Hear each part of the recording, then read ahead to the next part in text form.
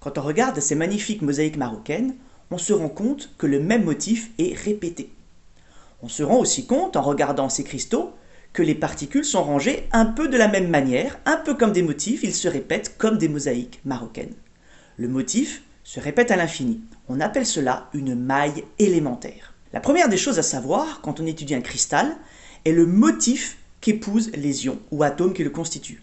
On étudie en première deux formes particulières que sont la forme cubique et la forme cubique à face centrée. On se rend compte que la place qu'occupent les atomes dans chacune de ces mailles élémentaires est différente. Une des choses que l'on vous demande de savoir trouver en première, c'est la compacité d'une maille, c'est-à-dire le volume des entités par rapport au volume total de chaque maille, la proportion de volume occupé en quelque sorte.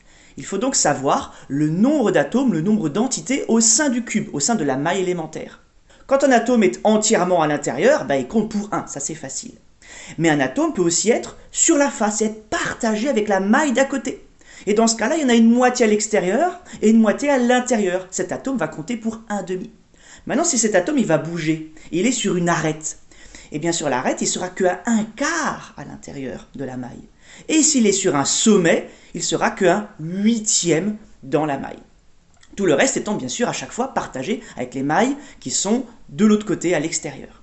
Un cristal qui a des atomes sur ses arêtes contiendra 12 arêtes fois 1/4, soit 3 atomes pleins, l'équivalent de 3 atomes pleins. Le volume occupé sera donc le nombre d'atomes fois le volume d'une particule, 4/3 de pi r cube.